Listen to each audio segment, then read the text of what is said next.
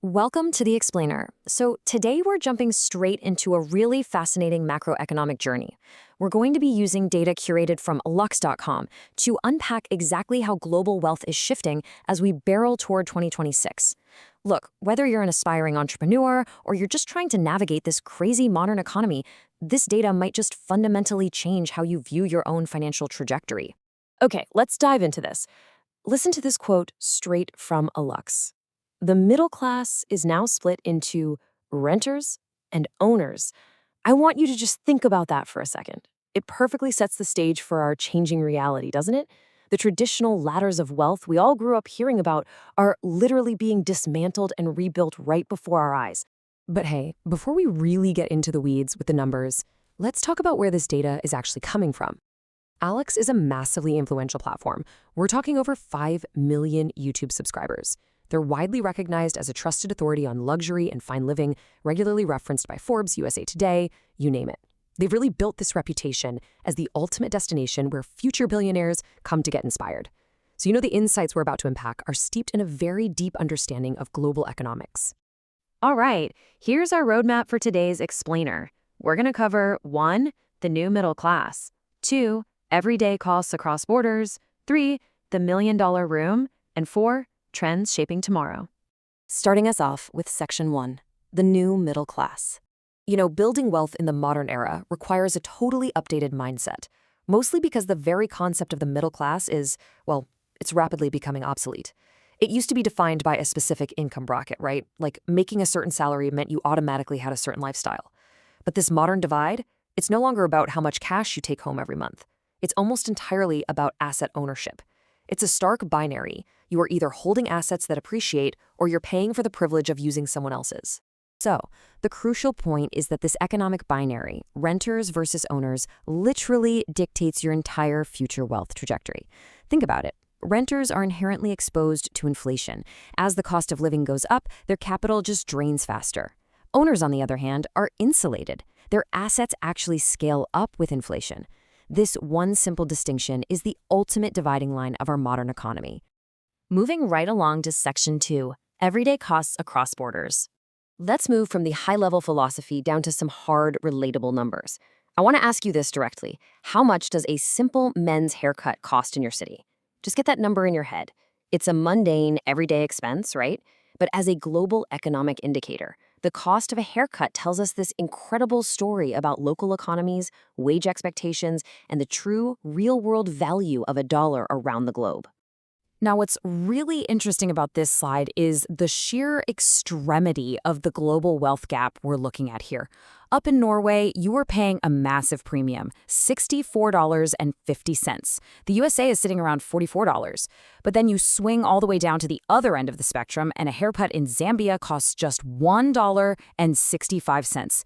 Let that sink in. A haircut in Norway costs nearly 40 times what it does in Zambia. You see a similar story playing out across other markets, too. Japan is sitting near the top at $56, and England is in the mid-30s. But then look at emerging markets. Brazil is at $8.67, India is at just over $5. It's the exact same service, requiring the exact same amount of time and human labor, but it holds a vastly different financial weight depending entirely on the geographic borders it happens within. Let's shift gears for Section 3, the $1 million room. Let's see how this builds when we completely change the scale. We just looked at micro purchasing power. Now we're going to zoom way out and look at macro purchasing power, using some fascinating data curated from the Knight Frank Wealth Report. We want to see exactly how far $1 million stretches globally when you're buying at the absolute pinnacle of luxury real estate. 16. That's it. 16 square meters. That is literally all the prime property $1 million is going to buy you in Monaco. To put that into perspective for you, a standard parking space is about 14 square meters. So for $1 million in Monaco, you essentially get a parking space and just enough room to stand next to it. No way, right? Notice how wealth stretches entirely differently across various luxury markets. Monaco is at that tight 16 square meters, but over in New York, you get roughly double that, 34 square meters for your $1 million. But then look at Dubai. For the exact same $1 million, you get 91 square meters. Dubai is offering nearly 6 times the space of Monaco for the exact same investment. And this brilliantly illustrates that international wealth positioning is a game of geography just as much as it's a game of capital. You've got these extremely dense, geographically limited hubs like Hong Kong, where a million gets you just 22 square meters, and Singapore at 32. But as you move into different economic zones, like Tokyo at 64 square meters, or emerging luxury markets like Mumbai where you get 103 square meters, the value shifts completely. Which brings us to our final section, trends shaping tomorrow. Because, understanding where wealth sits right now is really only half the battle. We have to look at where the future billionaires of 2026 are putting their attention today. Check out this highly insightful quote from the ALUX community. Video games IP is the new comic book IP. Over the last 2 decades, we all watched comic book intellectual property, like Marvel and DC, just absolutely dominate the global box office and generate hundreds of billions in wealth. Well, the new frontier, the ultimate modern wealth-generating asset for the next decade, is gaming IP. It's interactive, it's globally scalable, and it commands these fiercely loyal communities. To navigate the shifting landscape, aspiring entrepreneurs really need to master a few converging trends.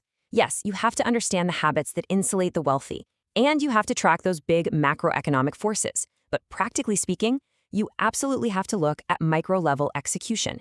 Specifically, we're talking about the 10 most profitable side hustles for 2026. The sources point heavily toward areas like AI automation consulting and creating hyper-niche digital products. Because in a world that is split between renters and owners, establishing a digital foothold in these high-leverage side hustles is exactly how you transition from paying for the world to actually owning a piece of it. So I want to leave you with this final, somewhat provocative question. As the boundaries of the traditional middle class evaporate, and as global purchasing power swings so wildly from $20 haircuts to million-dollar high-rises, how are these global economic forces shaping your own financial trajectory? Are the actions you're taking today positioning you to be a renter, forever subject to the rising tides of global costs? Or are you actively positioning yourself, maybe through one of those high-leverage side hustles, to be an owner by 2026? It's a stark binary for sure, but the choice of which side you land on is entirely up to you. Thank you so much for exploring this data with me today. Keep learning, keep adapting, and I'll see you in the next explainer.